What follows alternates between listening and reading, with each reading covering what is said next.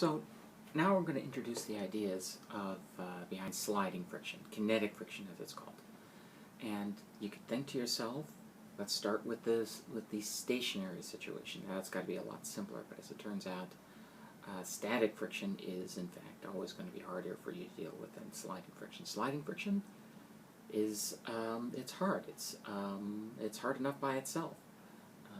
It took someone as smart as Coulomb to figure out this approximation that we're going to be dealing with in this course, and its microscopic origins are not that hard. So here's the situation: now we're adding friction to our analysis. We've got this box that is sitting on a surface that has got actual friction. It has got some acceleration that you can see. You put some force on this box. That's the tension that you're using to pull the box, and you observe that it accelerates. Now the acceleration is not going to be just the tension divided by the mass. That would be what you would see if there were no friction. It's going to be less than that. We need this acceleration to be less than what the sliding, the frictionless one is. So that's the problem that we will be looking at in class. Now, there is this not fundamental. That's something I've got to emphasize. This is a force which the ancients thought was fundamental, but is really built up of other fundamental interactions.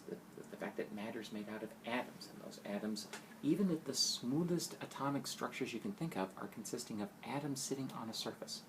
So there's atoms of one material, then atoms of another material.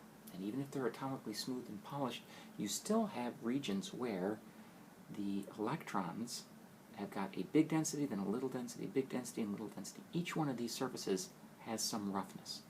So there are ways for the electrons in this surface to fit into a gap while they're in the upper surface, and that is going to cause a lateral force if these two surfaces are pressed together.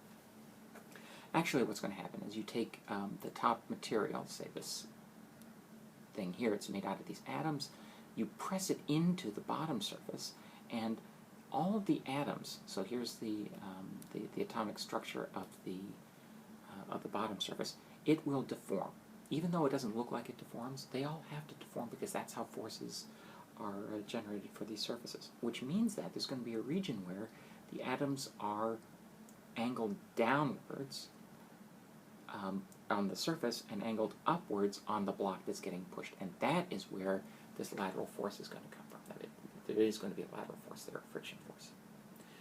So that's the microscopic origin of friction. If we just understand that matter is made out of atoms, those are arranged in some way because of the laws of quantum mechanics, a lateral force will have to happen, but only if these forces are pressed together. If we don't press the surfaces together, there would be no force. So here is the situation for the block. We've got a number of interactions on the block. We've got the surface interaction, which is the normal force and the friction force together. Here we give two distinct names to components of what is really one interaction force. That is the contact force between the surface and the block. The normal force is the part of that contact force that pushes away from the surface, and the friction force is the one that points along the surface. And then we've got the tension in the rope and the weight. Those are sitting here in the diagram, tension and weight. Now, let's take a look at what a real surface looks like. So I'm going to blow up this microscopically. Instead of these surfaces being atomically smooth, there's some roughness to them, and there's regions where there are extrusions, protrusions in the upper surface fit into valleys of the lower surface.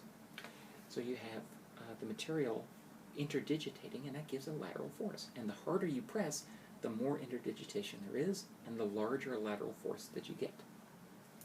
And that is the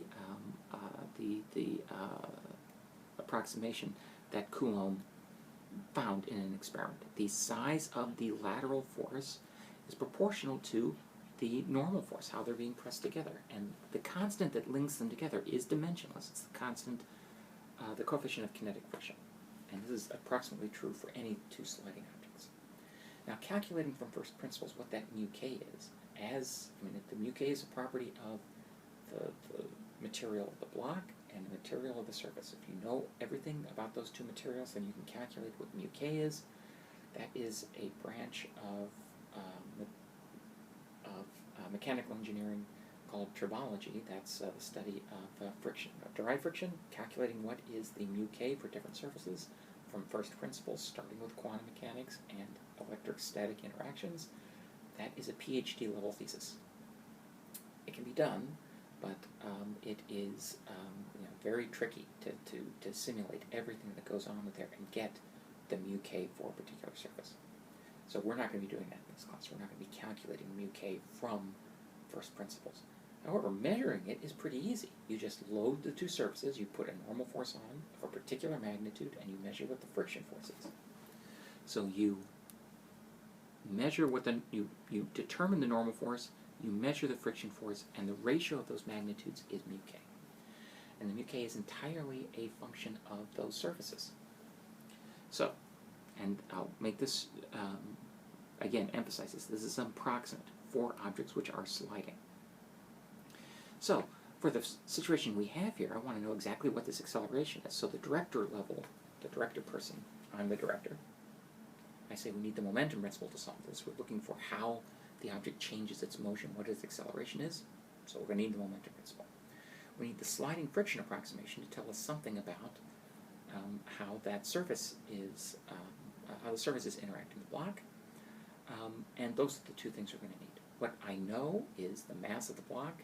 I know what the tension of the block is. I know what G is. And let's say I also know what mu k is. Those are all given. What I do not know, the size of the friction force, the size of the normal force, but the acceleration is the target. So you've got to keep in mind, if you're the director, keep your eye on the ball, exactly what is it we're looking for, and it's the acceleration. So that is everything we've got. So let's see what we get from the momentum principle. Now, this diagram is way too complicated, way too many details. Here's what the investigator starts with. The diagram for this system. So the system first is the block. Once we know what the block is, the surroundings is everything else. In this case, that everything else includes the table, the surface, and the Earth itself, which is going to be the source of the gravity interaction. So I know what the system is, I know what the surroundings are. Everything in the surroundings can give an interaction. So here's the system. There's the system, it has a mass m. The interactions from the surroundings, everything else, the table puts a force upwards. And I'll call that the normal force. And it also puts a force laterally called the kinetic friction force. So those are the two forces that the table is responsible for. Now we've got the other object in the system is the Earth that puts a weight force on, weight. And I did not mention, but I forgot about it, so the director forgot to tell me that there was one more thing in the surroundings. That's the rope. And the rope is putting an interaction on here in that direction, which I'm going to call the tension. So now the momentum principle, again, I'm the investigator. I'm not doing math here. I'm deriving things which can be turned into math. This is the diagram. The momentum principle says the net force from the surroundings is equal to the mass of the object times its net acceleration. That is what the momentum principle says for this object. And the acceleration is the thing we're looking for. Now, that is the vector equation that's the vector equation. Let's specialize it for our situation here. So I've got normal force, friction force, tension force, weight force is equal to m times a.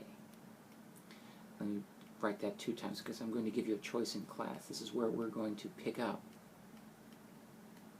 when we get to this spot. It's equal to ma. This choice is A, this choice is B. Now we have been asked, I've asked this question about 4 different times this semester.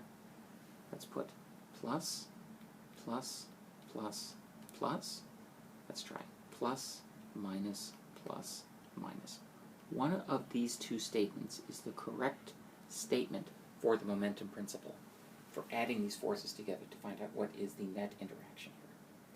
So in class, we are going to continue here as a clicker question, figure out what what the investigator level statements of both the kinetic friction approximation and the momentum principle mean. And then from the executives section on, you're going to be doing this as a face-to-face exercise in your social homework groups. So if you know what's going on ahead of time, your social homework groups will really have a step up in the world.